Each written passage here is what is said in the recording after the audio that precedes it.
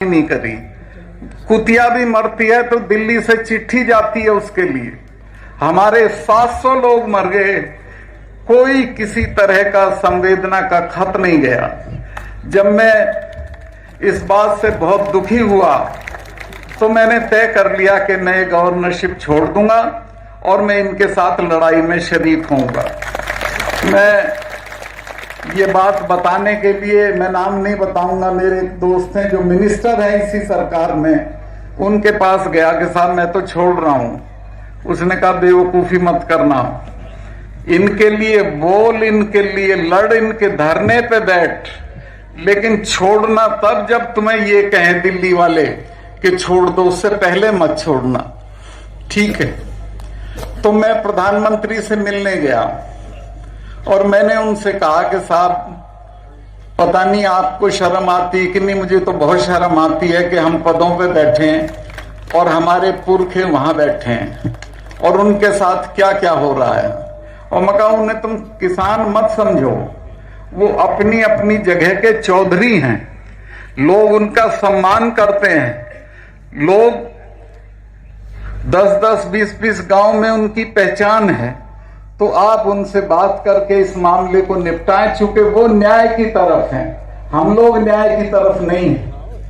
तो खैर मैं नहीं बताऊंगा प्रधानमंत्री ने क्या कहा, लेकिन मुझे बहुत तकलीफ हुई और मैंने तय किया कि इस लड़ाई में अब मैं आखिर तक बोलूंगा। मुझे कई दोस्तों ने सलाह दी कि अगर तुम चुप रहोगे तो राष्ट्रपति बन जाओगे, चुप रहोगे तो उपराष्ट्रपति बन जाओगे। मैंने कहा मैं इन पदों पे लात मारता हूं।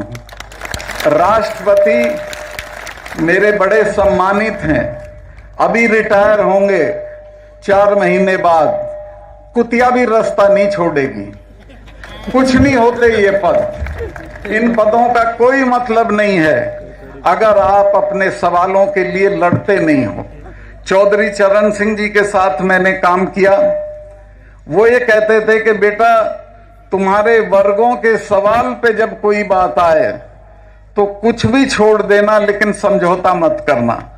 तो मैंने भी तय किया कि नहीं, इस पे मुझे बोलना है और मैं बराबर बोला। और जिस दिन ये कानून वापस हुए उसके तो एक दिन पहले मैंने कहा कि अगले चुनाव में प्रधानमंत्री ढूंढा नहीं मिलेगा, ये सब गायब हो जाएंगे, किसान इनको भगा देंगे। खैर वो अगले दिन ही उन्होंने उनकी अक्ल में आई या किसी ने सलाह दी, उन्होंने एक आधा अधूरा सा समझौता कि मैं इनको वापस लेता हूं, हालांकि हमारे अभी भी सवाल वहीं के वहीं हैं और ये आज के सवाल नहीं हैं। चौधरी छोटू राम जी के जमाने से किसान की फसल के दाम का सवाल ऐसा ही खड़ा है। चौधरी साहब मिलने आए थे गवर्नर से, गवर्नर ने कहा कि चौधरी साहब दूसरी बड़ी लड़ाई चल रही है, मुझे गेहूं की जरूरत पड़ेगी। छोटू राम जी ने कहा बहुत अच्छी फसल है, मैं कार से आया हूं लाहौर से, जितना चाहिएगा गेहूं दे देंगे। तो गवर्नर ने कहा मैं 3 रुपए मन पे लूंगा। चौधरी साहब ने कहा कि गेहूं तो ले ले, लेकिन दाम तू नहीं तय करेगा, दाम मैं तय करूंगा और गेहूं मैं 7 रुपए मन पे दूंगा। तो गवर्नर चुप हो गया। चौधरी साहब ने कहा कि हाँ, गवर्नर ने उनसे कहा कि मैं फौज भेज के मंगवा लूंगा। चौधरी साहब ने कहा कि गलतफहमी में मत रहना, मैं अभी जा रहा हूं लाहौर, कहता हुआ चला जाऊंगा पंजाब और हरियाणा के किसानों को खड़ा खेत फूंक देंगे, एक दाना तुम्हें नहीं देंगे। खैर गवर्नर डरे और उन्होंने उनके जो चीफ मिनिस्टर थे सर सिकंदर हयात खान, उनको बुलाया और उनको कहा कि भाई तुम्हारा तो मिनिस्टर बड़ा अनाड़ी है, वो तो ऐसे ऐसे कह गया। तो सिकंदर हयात खान ने कहा कह नहीं गया, वो कह देगा तो जल ही जाएगा। अगर उसने कह दिया तो किसान खड़ी फसल फूंक देंगे, आपको नहीं देंगे। लेकिन मैं ये बात इसलिए उठाई, एक तो आप भूल रहे हो अपने पुरखों को, चौधरी छोटू राम को, चरण सिंह को और उनसे पहले के भी जो लोग हैं उनको। ये सवाल ऐसा का ऐसा ही है। आज भी हमारी फसल का दाम वो तय करते हैं, हम तय नहीं करते हैं। अब के ये निर्णायक लड़ाई थी कि इसमें एमएसपी लागू हो जाए तो फसल का सही दाम मिलेगा, लेकिन एमएसपी क्यों नहीं लागू हो रही?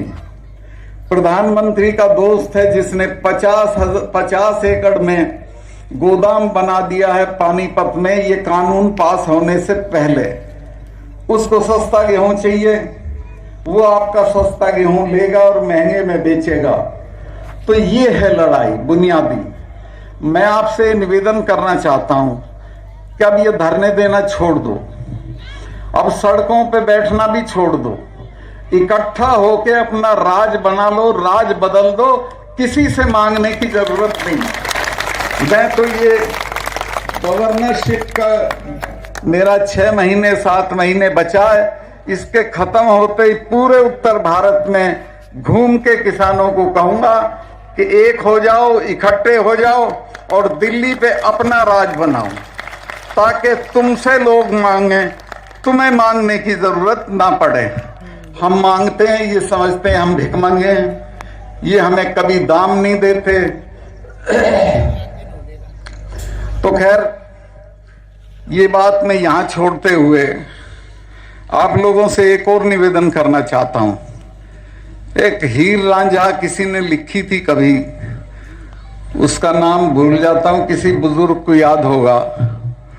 तो उसने हमारी बिरादरी के 17 अवगुण गिनाए थे, नाराज मत होना आप। उसमें एक ये भी था कि ये अपने भाई के साथ न्याय नहीं करेगा, उसमें ये भी था कि दूसरे की जूतियों में बैठेगा, अपने के सिंहासन पे भी नहीं बैठेगा, ये भी था कि ये एकता करके नहीं चलेगा। तो मैं ये कहना चाहता हूं कि एकता के साथ रहने की कोशिश करो और रहो, इकट्ठे रहो, अपने सवालों पे लड़ो, लेकिन आपस में मत लड़ो। अगर इकट्ठा होकर रहोगे तो दुनिया में कोई ताकत नहीं है जो तुम्हारी बात इस देश में ना चले। मैं एक बात आपको ये भी बताना चाहता हूं कि इस आंदोलन के दौरान जिस दिन टिकैत का लड़का रोया, मैंने भी देखा उसे, मेरा उस परिवार से बहुत पुराना परिचय भी है, और उसके बड़े भाई के हमारे मलिकों की लड़की ब्याही है, मैं तो उसे पैसे दे के आता हूं। तो मेरे से भी बर्दाश्त नहीं हुआ। मैंने 11 बजे होम मिनिस्टर को फोन किया और कहा कि ये गलत काम हो गया है, ये रोया है, और इसका रोना सारे देश में दिखा दिया मीडिया ने। जींद का तो मैंने ये भी बताया कि लोग सड़क पे आ गए हैं, और इसके घर में, इसके घेर में 1000 आदमी पहुंच गया है। अगले दिन वहां पंचायत थी मुजफ्फरनगर में। मैं कहा अगर मुजफ्फरनगर की पंचायत में इसके भाई ने कोई हिंसा की बात कह दी तो देश में हिंसा रुकेगी नहीं आपसे। खैर, मैं उनकी तारीफ करूंगा इस बात के लिए। उन्होंने मेरे से कहा कि तुम उसको समझा दो। मैं नहीं समझाऊंगा, एक शर्त पे समझाऊंगा, आप अगर ये आश्वासन दे कि उसकी गिरफ्तारी नहीं होगी। उन्होंने कहा कि उसे कह दो उसकी कोई गिरफ्तारी आज नहीं होगी और वो मेरे से बात कर ले। मैंने उसे कहा, उसने इनको फोन किया, ये लाइन पे थे, और इन्होंने कहा कि ठीक है, कोई गिरफ्तारी नहीं होगी, तुम अपने भाई को कह देना कि हिंसा की कोई कॉल कल की पंचायत में ना दे। उसने कहा ठीक है जी, मैं कह दूंगा। तो इस तरह टिकैत की गिरफ्तारी रुक गई और आज तक बाहर घूम रहा, तो बड़ा नेता हो गया। खैर, मैं ये कह रहा हूं आपसे कि हमें ऐसा मत बनाओ और ऐसे मत बनो कि हमें दूसरों से मांगना पड़े। ऐसे बनो कि आपसे लोग मांगे, आपसे कहें कि ऐसा कर लो। एक जब मैं गया प्रधानमंत्री जी से मिलने, तो बहुत नक्शेबाजी में थे। मैं उनका सम्मान करता हूं, कोई बात ऐसी नहीं कहूंगा कि जिससे ये अखबार वाले ले उड़े। तो मैंने उन्हें कहा कि आप गलत फहमी में मत रहना। ये जो सिख हैं ये उठने वाले नहीं है, पहले आप जाओगे बाद में जाएंगे। ये वो हैं जिनके गुरु ने अपने लड़कों के सर कटवा दिए थे 4-4 के, और समझौता नहीं किया था। और ये हमारे वाले हैं, ये तो हटते ही नहीं है किसी से, और ये दोनों अब एक हो गए। तो मैं कहा अब इनसे पंगा मत लो। और सिखों के बारे में मैंने उन्हें यह भी बताया कि जब मिसेस गांधी ने अकाल तख्त तोड़ा तो उसके बाद उन्होंने अपने फार्म हाउस पे 1 महीने तक महामृत्युंजय का पाठ कराया। अरुण नेहरू उनके भतीजे थे, मेरे दोस्त थे। उन्होंने मुझे बताया कि मैंने कहा कि फूफी आप तो इन चीजों पे यकीन नहीं करती थी। तो उसने कहा भैया तू जानता नहीं है इनको, ये मुझे मारेंगे, बिल्कुल नहीं छोड़ेंगे। इन्होंने कोई नहीं छोड़ा आज तक जिसने अकाल तख्त पे हाथ उठाया। और वही हुआ, मिसेस गांधी भी गई, जनरल वैद्य पूना में गया, डायर दिल्ली में गया। तो मैंने कहा साहब किसी से पंगा लेने से पहले उस बिरादरी का मिजाज समझ लेना चाहिए। ये सिखों का और जाटों का मिजाज समझ के तब इनसे आप पंगा लें, वरना मेरी राय ये है कि कुछ ले दे के इनको निपटा दो। बोले क्या हो? मैं कहा 2 काम मत करना, एक तो इन पे लाठीचार्ज मत करना, दूसरे इनको खाली हाथ मत भेजना। फिर जब वो लाल किला हुआ तो एक किसान यूनियन के नेता भी डर गए कि पता नहीं क्या बड़ा अपराध हो गया है। और ऐसा पूरे देश के अखबार और मीडिया में आया कि जैसे देशद्रोह का काम हो गया हो। कहां झंडा फहरा दिया था भाई? वहां तो नहीं फहराया था जहां प्रधानमंत्री फहराता है। एक खंबा खड़ा था, उस पे एक लड़के ने झंडा चढ़ा दिया। मैं एक बात पूछना चाहता हूं, मैं अगर किसान आंदोलन का नेता होता तो मैं यही बात कहता कि ये बताओ इस लाल किले पे किसका हक सबसे ज्यादा है? जिन सिखों के गुरु की तेग बहादुर की गर्दन काटी गई हो लाल किले के बाहर, उसके बच्चों का ज्यादा है या और लोगों का ज्यादा है? ठीक है। और इस लाल किले पे उनका, हमारे तो गीत नहीं गाए जाते लाल किले के बिना। भरतपुर माने लाल किला, भरतपुर 3-3 बार लाल किले पे चढ़ के आया, तो हमारा अधिकार है झंडा फहराने का या किसी दूसरे का है? और एक जानकारी आपको और दे देता हूं, और वो ये है कि हमारे गीतों में, हमारी कहानियों में, हमारे किस्सों में लाल किला ही लाल किला रहता है जब से हमने होश संभाला है। मैं चौधरी चरण सिंह जी के साथ था, मैं और बागड़ी जी देवीलाल जी के पास गए और हमने कहा चौधरी साहब इसमें आ जाओ, चरण सिंह जी की पार्टी में। देवीलाल जी बोले छोड़ो यार, क्या पार्टी है तुम्हारी? तो मैंने खैर बागड़ी जी को कहा कि वो एक रिवासा कांड हो गया था, आपने सुना नहीं होगा ज्यादातर लोगों ने, जिसमें एक माँ और बेटे को पुलिस ने नंगा करके कोठरी में बंद कर दिया था। तो मैं कहा साहब ऐसे ऐसे कांड हो गया है, हम वहां पब्लिक मीटिंग कर रहे हैं, आप चलना। चरण सिंह जी ने कहा मैं चलूंगा। तो हमने पब्लिक मीटिंग करी, आप मेरे यकीन करो 1 लाख आदमी आया उसमें। लेकिन जब हम गए तो वो सब छितरे खड़े थे। मैंने बागड़ी जी को कहा कि सीधे स्टेज पे चलो। मैं तभी एमएलए चुना गया था 2 महीने पहले। तो खैर स्टेज पे चले गए।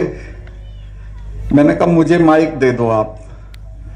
मैंने कहा देखो जिस आदमी को हम लेके आए हैं इसका नाम चरण सिंह, इसने नागपुर के सम्मेलन में जवाहरलाल का हाथ पकड़ लिया था कि मेरे रहते किसानों की जमीन नहीं जाएगी और कोऑपरेटिव की खेती नहीं होगी।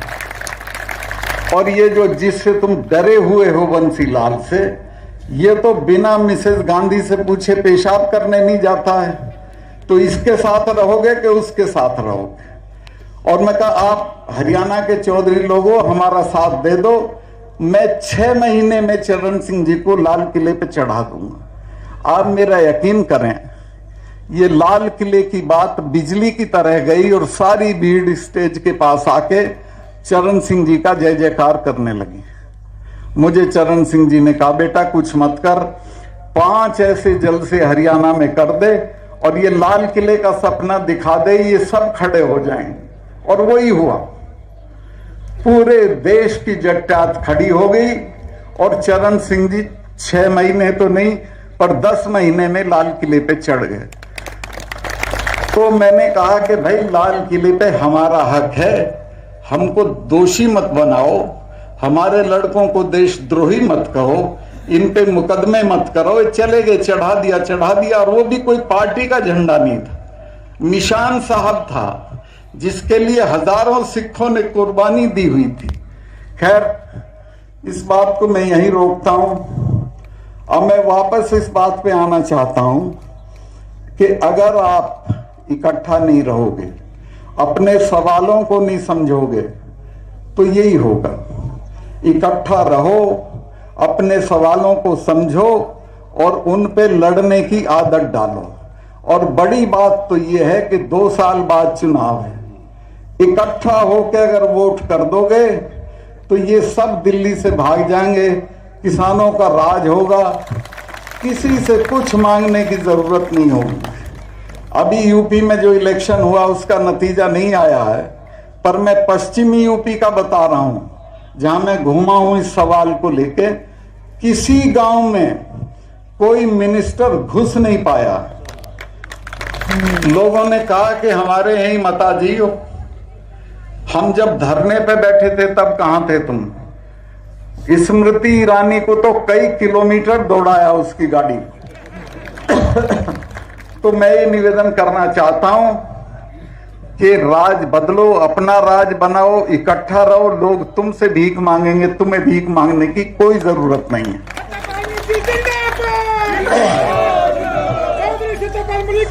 मैं बहुत लंबा, हालांकि मुझे बहुत लोगों ने बड़े बड़े लालच दिए, बड़ा समझाया कि उपराष्ट्रपति हो जाओगे, राष्ट्रपति हो जाओगे। मैं कहा छोड़ो यार, कुछ नहीं होता उसमें। मैं अपने लोगों के साथ रहूंगा, जिनमें पैदा हुआ हूं उनके साथ रहूंगा, उनको मैं नहीं छोड़ सकता हूं। और मैंने तय कर लिया था पहले दिन से कि अगर कहेंगे तो मैं गवर्नरशिप पे ठोकर मार दूंगा, वो कोई चीज ही नहीं होती है। तो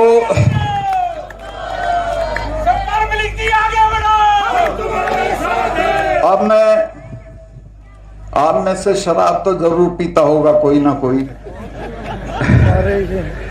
उस भाई के संदर्भ में मैं निवेदन करना चाहता हूं कि रात को पीता है तो खुमार अगले दिन 12 बजे तक रहता है। तो इसी तरह मुझको कश्मीर की खुमारी है, इसलिए मैं कश्मीर का भी जिक्र करूंगा। चूंकि मैं वहां गवर्नर था और वहां एक धारा थी, धारा 370। महबूबा ये कहती थी कि ये हटेगी तो खून की नदियां बह जाएंगी। फारूक अब्दुल्ला कहता था कि कोई झंडा उठाने वाला नहीं मिलेगा, और तरह तरह से डराते थे। और दिल्ली वाले जो हमारे अफसर हैं वो डरे रहते थे इनसे। मैंने प्रधानमंत्री को कहा कि मैं सिफारिश भेज रहा हूं, मेरी सिफारिश पे होता था वो, आप इसको राज्यसभा में पास कर दो और मेरी जिम्मेवारी है। अगर कुत्ता भी भौंक जाए, और आप हैरत करोगे कि वो हटी दफा, सारे नेता गिरफ्तार हुए, चिड़िया नहीं बोली। और मेरे पूरे कार्यकाल में मुझे एक भी कारतूस फायर नहीं करना पड़ा। सब मैंने लोगों को डरा रखा था कश्मीर के कि तुम क्या कर लोगे, तुम पे 200 लड़के हैंगे, ये हमारी फौज का 1 हफ्ते का काम है, और हम दुनिया की नंबर 2 नंबर 3 की फौज हैं, उससे लड़के क्या हासिल करोगे। बातचीत से तुम सब हासिल कर सकते हो। उसका नतीजा ये हुआ कि कश्मीर की जनता ने उस बात को समझा, और 370 हटने के बाद भी वहां कुछ नहीं हुआ। किसी को यकीन नहीं था। मैं जिस दिन अगले दिन सुबह मुझे चिट्ठी भेजनी थी अमित शाह जी को, मैंने चीफ सेक्रेटरी को बुलाया और कहा कि ये चिट्ठी भेजनी है कल। बोला क्यों? मैं कहा 370 हट रही है। तो बोला जी ये तो 1000 आदमी मारना पड़ेगा, मैं कहा क्यों? कह ली यहाँ तो रिवाज है, यहाँ तो जब बुरहान वानी मरा था तो 150 आदमी मरा था, ये तो थानों पे चढ़ जाएंगे, तो हथियार छीन लेंगे और आप भी अपनी सिक्योरिटी में से कश्मीरियों को हटा दो। मगर तुम बेवकूफ़ी की बात मत करो, मेरी सिक्योरिटी में यही रहेंगे और मैं इस 370 को हटा के दिखाऊंगा। कुछ नहीं होने का, कुछ भी नहीं हुआ, चिड़िया नहीं मरी, कुत्ता नहीं भौंका, और ये नेता शाम को उठवा के मैंने जेल में भेज दिए। लोगों का ये जरूर आया मेरे पास फोन कि साहब अभी इन्हें छोड़ियो मत। समझे आप? तो मैं तो बल्कि इस बात से नाराज था कि प्रधानमंत्री ने छोड़ के और बुला के चाय पिला दी, जिसकी कोई जरूरत नहीं थी। शेख अब्दुल्ला 10 साल जेल में रहे थे, ये तो साल ही भर हुआ था इन्हें तो, और ये बदनाम थे। मैंने लोगों को कहा कि आपके बच्चे मरते हैं, इनका तो कोई मरता नहीं है, अब के इनको देखने दो।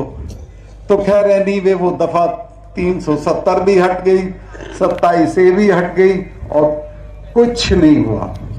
वहां अमन चैन है और अमन चैन रहेगा। तो मैं बहुत लंबा भाषण कर दिया।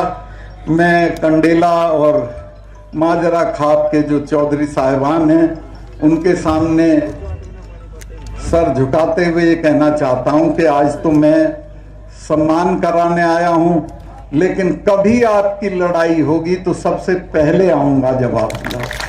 कभी भी कोई संकट पड़े तो मुझे याद कर लेना। आज मुझे इस बात का अफसोस है कि मैं चबूतरे पे नहीं जा पा रहा हूं, लेकिन फिर किसी वक्त जब वो चबूतरे का काम निबट जाएगा वहां भी जाऊंगा। और ये जो हमारी खापें हैं इनको बड़ा बदनाम करते हैं अखबार के लोग, ये हमारी ताकत है। औरंगजेब से लेके बहादुर शाह जफर तक सबकी चिट्ठियां मौजूद हैं हमारी। दादाजी कौन सी है वो? हाँ, सोरम खाप मुजफ्फरनगर में। सब ने हमें आजादी दे रखी थी कि अपने फैसले ये खुद करेंगे, और हमारा जो मलिकों वाला टाइटल है ये बादशाह ने दिया था इसलिए कि ये अपना जो फैसले हैं वो अदालत में नहीं खुद करेंगे और वो फैसला माना जाएगा। तो ये खाप हैं, इनकी ताकत बढ़ाओ, इनके चौधरियों का सम्मान करो और आपस में इकट्ठा रहो। ये जो छोटी मोटी चीजों पे अलग अलग हुक्का लेके बैठना ये अच्छा काम नहीं है। कोई भी हो, मैं सबको कह रहा हूं, ना तो हम पे महल हैं, ना हम पे राजस्थान वालों की तरह हवेलियां हैं कि उनकी मरम्मत करके होटल खोल देंगे। हम पे तो कुछ है ही नहीं, छोटी छोटी जमीनें, और इसको भी आप लड़के खोलोगे तो कहीं नहीं पहुंचोगे। मैं एक बात और निवेदन करना चाहता हूं कि जो बच्चियां हैं जिन्हें तुम पैदा भी नहीं होने देना चाहते, इनको पैदा भी होने दो और इनको कॉलेजों में भेजो। मैं गवर्नर था बिहार में, फिर था उड़ीसा में, फिर था कश्मीर में, सब जगह मैं कन्वोकेशन पे बुलाया जाता था। और आपको ये जान के हैरत होगी कि अगर 22 गोल्ड मेडल होते थे तो 18 लड़कियों के होते थे, 4 लड़कों के होते थे। ये जहां भी जाती हैं, चाहे वो खेल कूद हो, मैंने तो कहा लड़कों से, मैं कहा यार संभल जाओ, तुम पे तो रोटी भी पानी नहीं आती, तुम कैसे करोगे? कुश्ती का मेडल ये लेंगी, कबड्डी का ये लेंगी, मुक्केबाजी का ये लेंगी, तुम क्या करोगे? तो ये अगर इनको पढ़ाओगे तो बहुत दूर तक जाएंगी। ये इनकी शिक्षा करो, अच्छी जगहों पे भेजो, और शादी होती रहेगी, पहले इनकी पढ़ाई पूरी कराओ। ये पढ़ के अफसर बनेंगी, तुम्हारा नाम ऊंचा करेंगे। इसके अलावा जो आपके लड़के हैं, एक तो मुझे बहुत तकलीफ होती है, पता नहीं आपके यहाँ क्या है, हमारे यहाँ तो वो 40 गांव की चिट्ठी फाड़ देते हैं जब बुढ़ा मरता है। मैंने कहा भाई क्या कर रहे हो?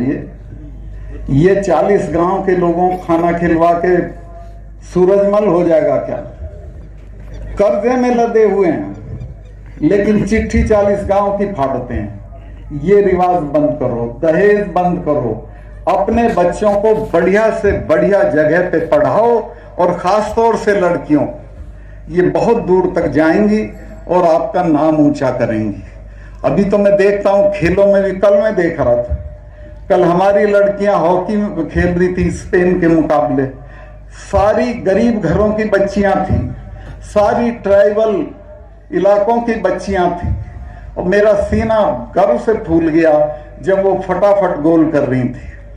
ये लड़के तो हमारे ऐसे ही हैं फिसड्डी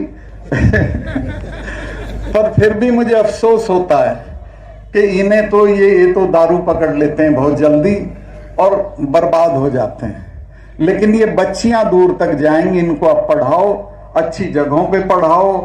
ये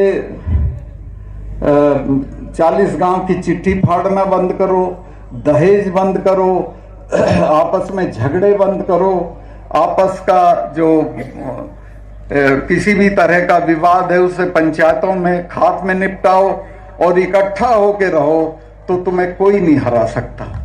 आपने देख लिया इस किसान आंदोलन में, देख लिया सिर्फ एकता की वजह से तुम्हारा कुछ नहीं बिगड़ा। और बड़ी चीज ये हुई कि इससे पहले ना सिखों को ये पता था कि हम उनके हैं, ना हमें ये पता था कि ये हमारे हैं। अब तो हम 1 और 1 11 हो गए, हमारा कोई कुछ नहीं बिगाड़ सकता।